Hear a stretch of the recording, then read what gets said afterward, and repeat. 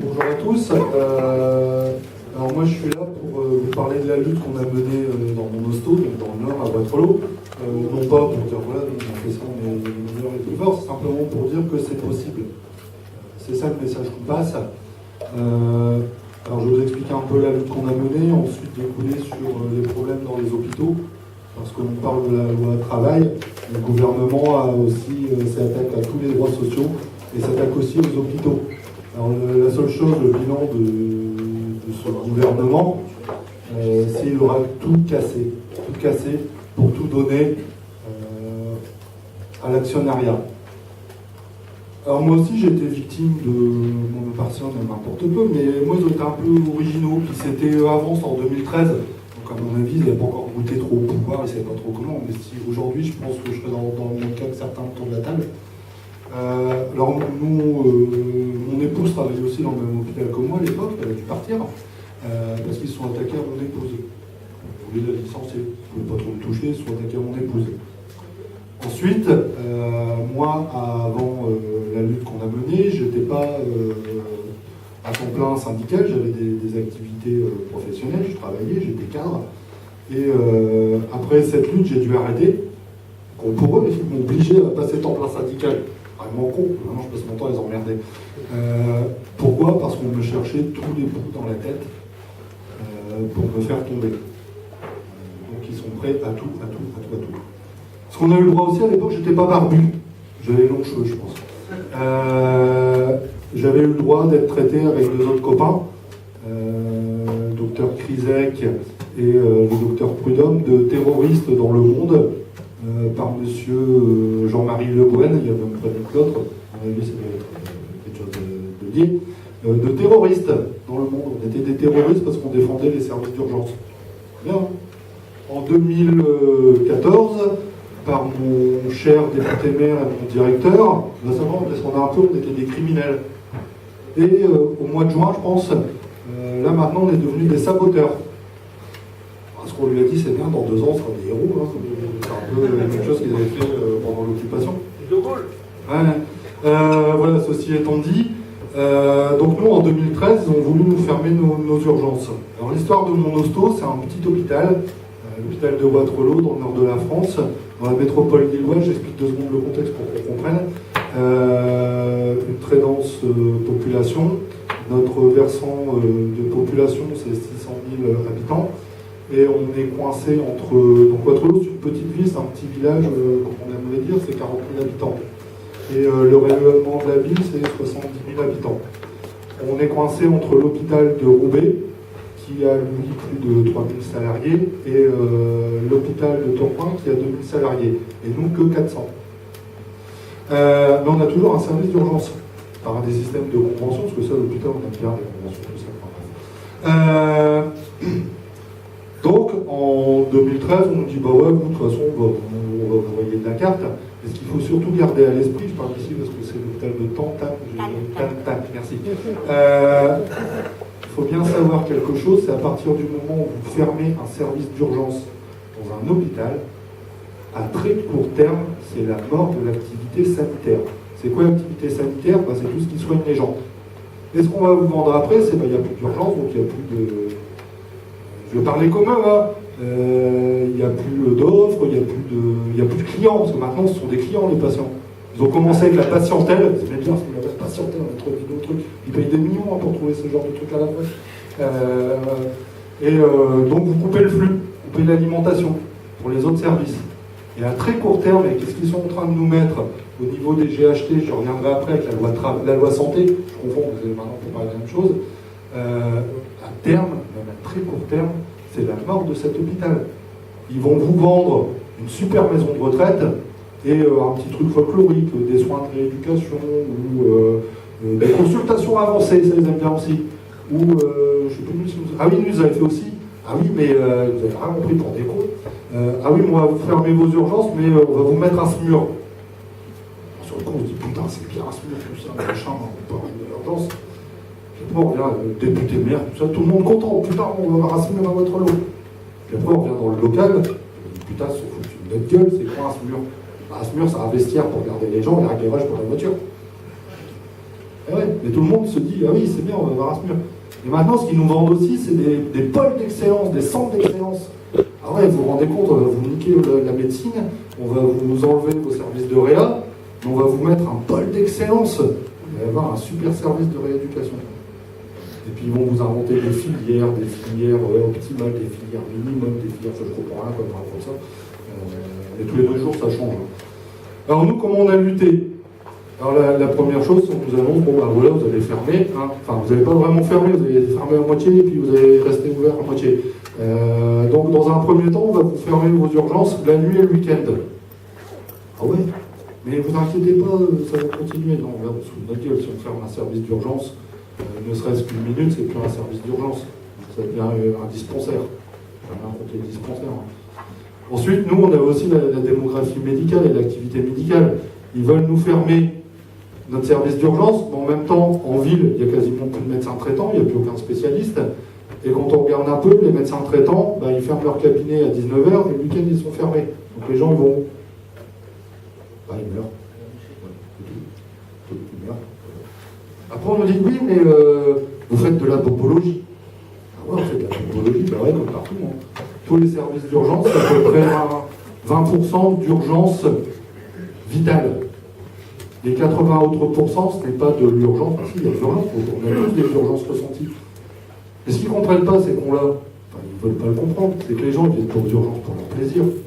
Les gens, s'ils viennent aux urgences, c'est parce que, c'est l'un des derniers services publics, c'est le dernier service public ouvert 24 heures sur 24. C'est maintenant, même les commissariats, les ferment tous aussi. Ouais. 2, les gens, beaucoup de gens ne peuvent pas, nous, Waterloo, c'est l'une des villes les plus pauvres de France. Beaucoup de palmarès. Les gens ne peuvent pas forcément avancer des consultations.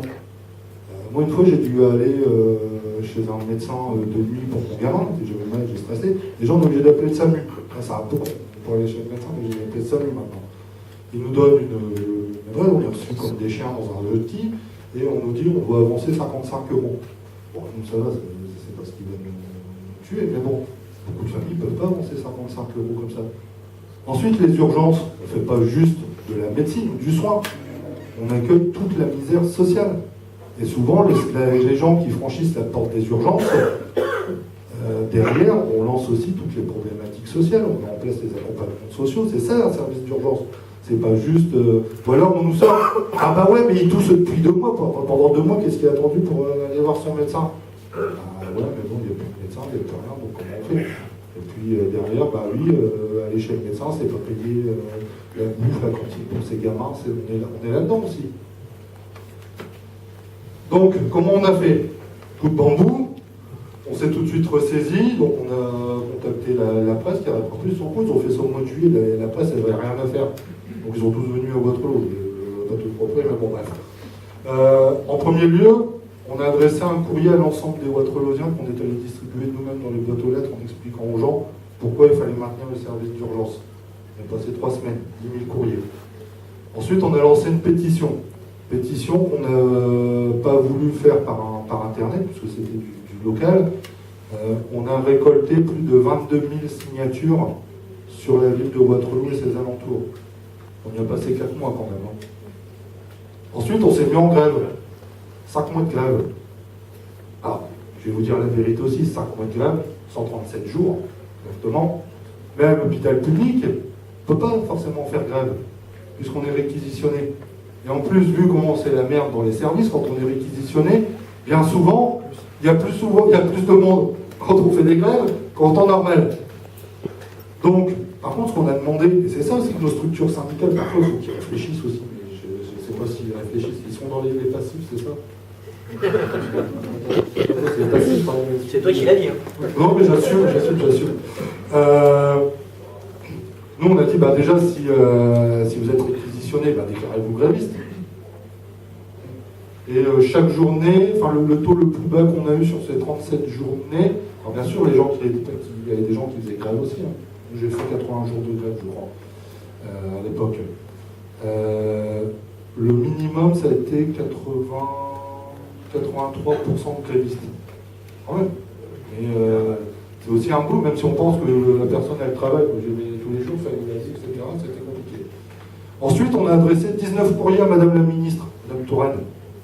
Vous ne pouvez pas nous répondre, on continue, mais chaque fois, changer quand même, on n'est pas toujours le même. Elle nous a quand même rencontrés 4 fois.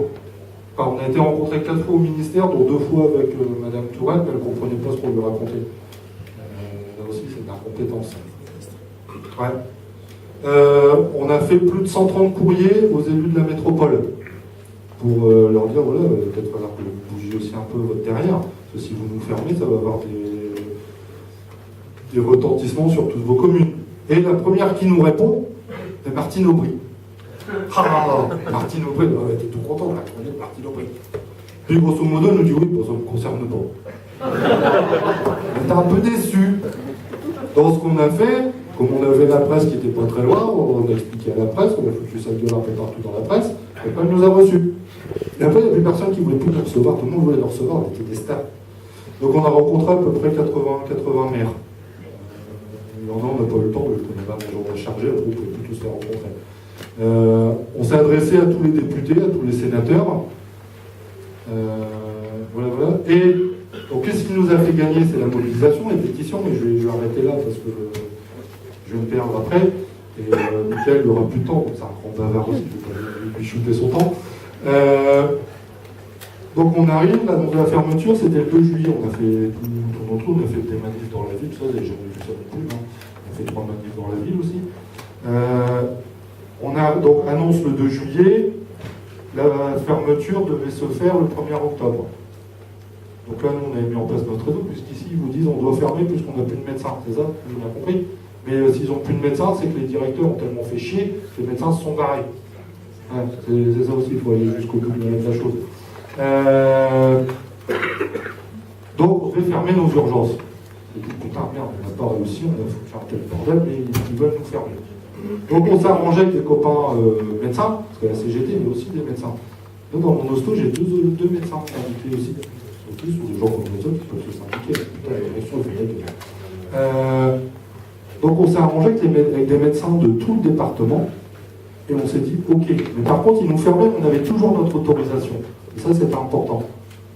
Donc, le 1er octobre, on invite tout le monde, on invite des élus de gauche, des vrais, hein. Pas beaucoup.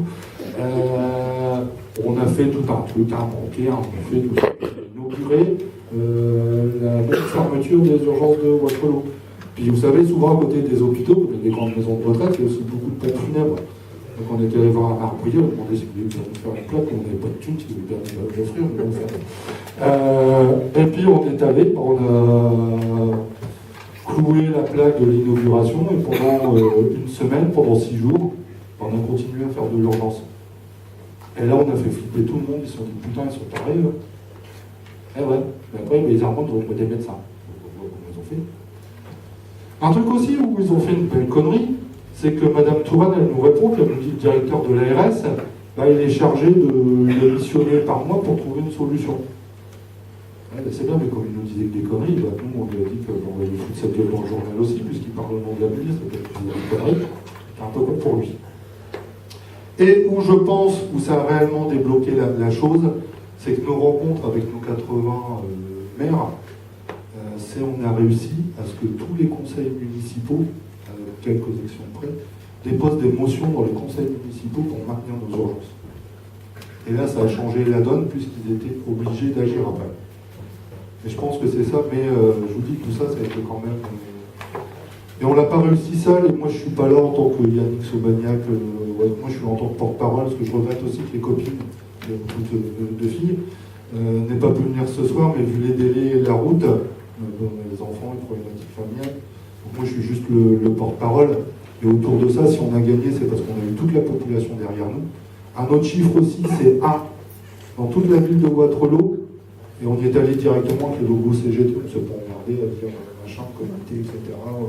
On a tout drivé nous-mêmes. Il y a un seul commerçant dans la ville de Waterloo qui a refusé de prendre notre pétition et d'afficher nos affiches. Un seul.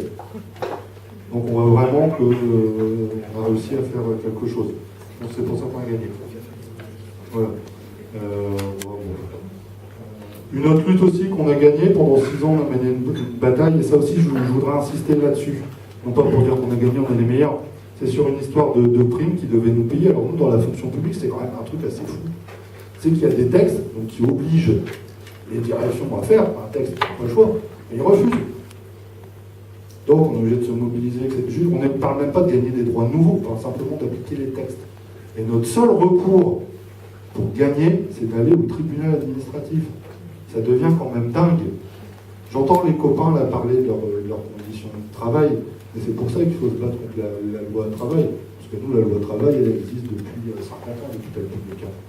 Je ne vais pas vous faire du misérabilisme, mais bon. Donc pendant 4 ans, pendant 6 ans, on a mené une bagarre. Au bout de 4 ans, on gagne sur le terrain du revendicatif. La direction, elle cède, son putain, ils sont consolés, on va regarder jusqu'au bout, je vais céder. Et changement de direction, oui, parce que depuis 2011, on en est à notre 6e directeur. Changement de direction, puis ils nous disent votre protocole, allez vous faire foutre, vous pouvez vous asseoir dessus, moi je ne paierai pas. Donc là, on a réfléchi, puis on dit notre seule solution, c'est la justice, c'est d'aller au tribunal administratif. Donc là, on gagne, 2 ans plus tard, on revient avec le jugement, c'est encore un autre directeur, c'est justice. Et il nous dit c'est bien, mais j'en ai rien à foutre de votre jugement au tribunal administratif. Il nous fatigue, il nous fatigue. Donc là, encore une chose que on était habitué aussi, après c'est là aussi où j'avais déjà dit, c'est redit peut-être pour Michael. On a de nouveau invité notre équipe de direction à passer un peu de temps avec nous, on va passer un moment convivial.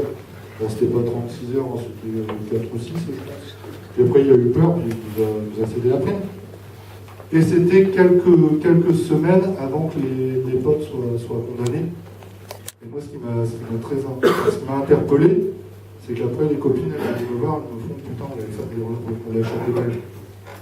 C'est pour ça aussi qu'il faut se battre pour tous les copains qui sont dans la merde. Parce que si on laisse dans les têtes, on laisse condamner des copains, on ouvre la porte et après, on sera bien enquiquiné. Je reste poli. Alors maintenant, je vais passer à autre chose pour vous parler de la loi. Puis après, je rends le micro, je vais faire bref. Donc 1000, c'est le nombre d'hôpitaux aujourd'hui en France.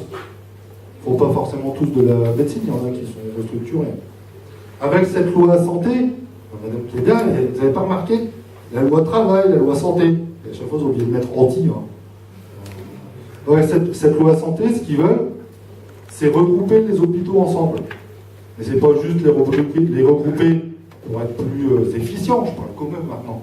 Non, c'est le regrouper pour fermer des hôpitaux, fermer des lits, des services, des hôpitaux, et virer des gens.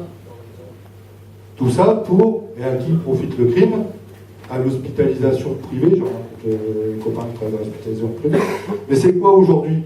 Avant, l'hôpital privé, c'était des cliniques, c'était des médecins qui achetaient leur clinique, qui avaient leur part, tout ça, on pense qu'on veut, mais ça met encore. Aujourd'hui, c'est terminé. Aujourd'hui, c'est l'actionnariat, c'est la finance. Le plus gros groupe aujourd'hui de santé privée, c'est un fonds de pension australien qui en est propriétaire, avec l'aide généreuse du Crédit Agricole aussi. Eux aussi, il ne faut pas les oublier. Donc c'est 1000. C'est 700 services d'urgence encore aujourd'hui ouverts. Rappelez-vous ce que je vous ai expliqué. Il y a beaucoup de services d'urgence, il faut les supprimer, comme ça on supprime l'accès. Eux, ils veulent arriver à 120 GHT, donc ils veulent arriver à 120 hôpitaux en France. C'est ça leur logique. Et après, ils nous vendent de l'ambulatoire. Ah oui, mais aujourd'hui, on n'est plus obligé de se faire hospitaliser, on peut faire de l'ambulatoire. Ça, c'est une grosse connerie.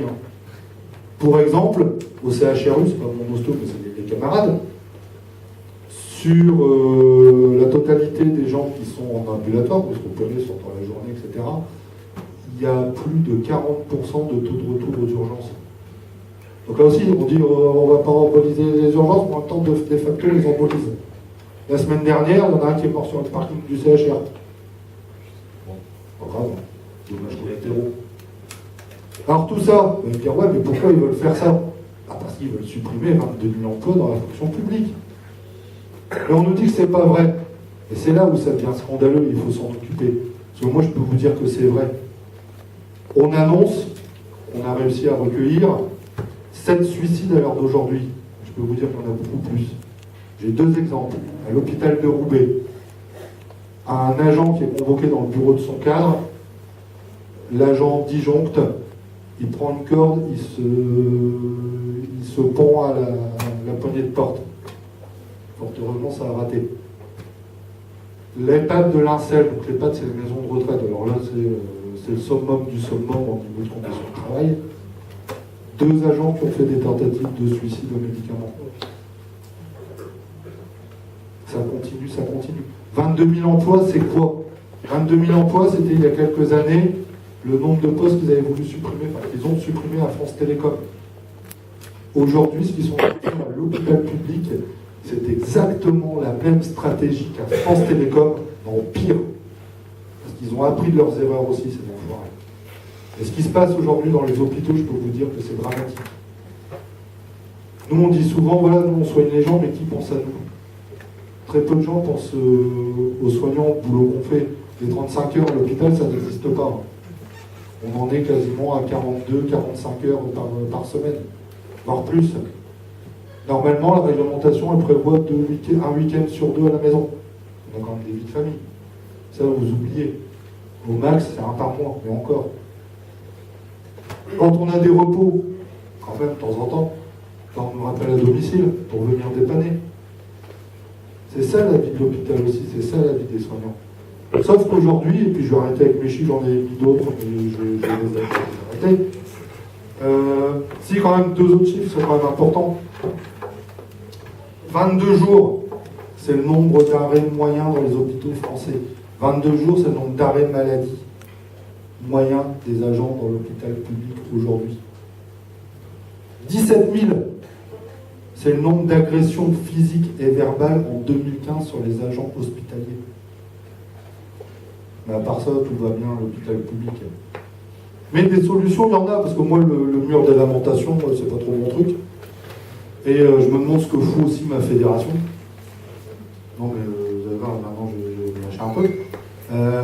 Il y a une taxe sur les salaires qui existe à l'hôpital public, qui est de 13%.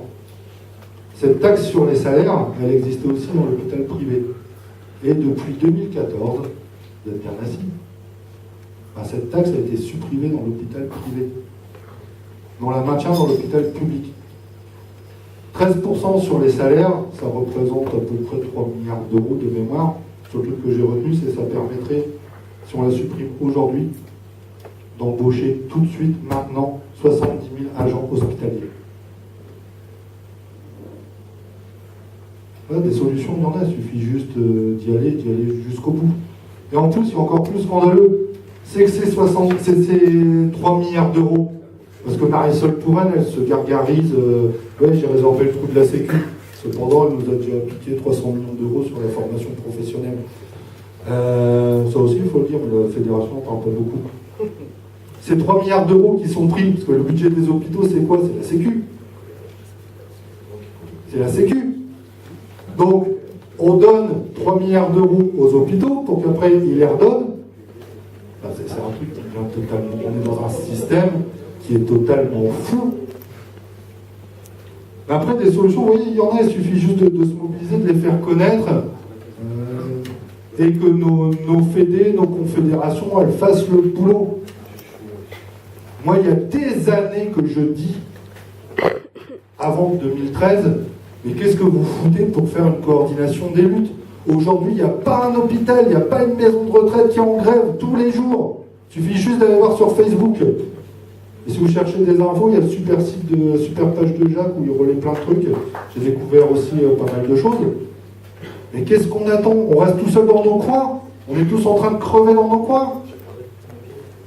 Après, on nous fait une journée le 8 novembre sur les soignants. Putain, il était temps. Hein. Mais qu'est-ce qu'on propose aussi après? Parce que le 8, et je peux vous dire que faire débrayer comme ça sur des choses qui ne sont pas forcément que locales, bien sûr c'est notre quotidien, mais sur une journée nationale, sur les conditions de travail, sur ce qui se passe dans l'hôpital, pour faire débrayer les soignants, c'est extrêmement compliqué. On y a réussi. Et là, qu'est-ce qu'on attend? J'apprends qu'on va peut-être nous mettre une date, au mois de janvier, au mois de février. Putain, tout sera tombé. Donc, et moi, par contre, aujourd'hui, je suis très content d'être là, parce qu'on voit aussi que ça change, et le combat des gougers aussi, ils n'ont pas fait ça que pour leur gueule, ils se rendent bien compte qu'il y a des choses qui ne vont pas, d'être avec des copains de Sud. Parce que quand on est dans nos structures, je suis membre de l'USD, à la Fédé, j'y vais de temps en temps, L'USD, c'est l'équivalent de l'UD au niveau de la santé, des trucs professionnels. Ah bah oui, mais les problèmes, ils sont les mêmes. Ah bah non, on va pas faire syndical. Ah non. Ou alors, on va voir, machin, ou le syndicalisme, c'est quoi? Rassembler. Alors là, excusez-moi, mais moi, je ne me vois plus, hors de question, que je fasse des choses avec des gens de la CFDT. Je vous rappellerai quand même, vous voyez tout ce que je vous décris, je vais lâcher le micro après parce que je pourrais en parler des heures, c'est pas le but. Parce que je vous décris ce qui se passe dans les hôpitaux, et encore, je suis soft. La CFDT, la veille, appelle à ne pas manifester le 8 novembre. Parce que tout va bien dans les hôpitaux. Les jeunes, aujourd'hui, moi je les ai vus, ils ont été extraordinaires dans les manifs contre la loi travail. Et à chaque fois qu'est-ce qu'ils s'en prenaient plein la gueule dans les manifs? C'est pas nous les vieux. Hein. À chaque fois, les CRS et les baqueux s'en prenaient à chaque fois aux gamins. Les gamins, c'était leur cible. Sauf qu'aujourd'hui, s'il faudrait faire un syndicalisme réformé, peut-être pas plaire à tout le monde, mais j'assume, il faut peut-être chercher d'autres pistes. Moi, je suis fier de manifester avec les copains et de faire des trucs avec les copains de Sud. Je suis fier de faire des trucs avec les copains de la CNT. Parce qu'eux aussi, ils se bougent. Je suis fier de faire des choses avec les copains Antifa. Parce qu'eux aussi, ils se bougent. Par contre, j'aurais honte demain, après les élections, parce que je suis prêt à vous parier ce que vous voulez. Bon, après, je me retourne à vie, vous pariez ce que vous voulez. Mais qu'on va recommencer à faire des alliances avec ces pourritures de la CFDT et de l'UNSA. Je suis prêt à vous parier ce que vous voulez. Et là, il faut réellement se poser des questions. Et la CGT, moi je suis à la CGT, elle a quand même oublié des choses. Elle a oublié des choses. La charte d'Amiens. Et je pense qu'on devrait en avoir écrit une, la charte d'Amiens. On va en faire une. Faire une. Qui est-ce qui décide à la CGT? C'est pas Montreuil, c'est nous, c'est la base. C'est la base. Non, c'est pas. Il décide de rien, lui. Il fait ce qu'on lui dit et il ferme sa gueule et il met en œuvre ce qu'on lui demande. Mais le problème, c'est qu'on accepte tout ça. Comment se fait-il que des syndicats acceptent d'être traités de cette sorte? C'est nous qui décidons. Et la loi travail, on n'y a pas renoncé. Et on continuera à y aller. Voilà, merci.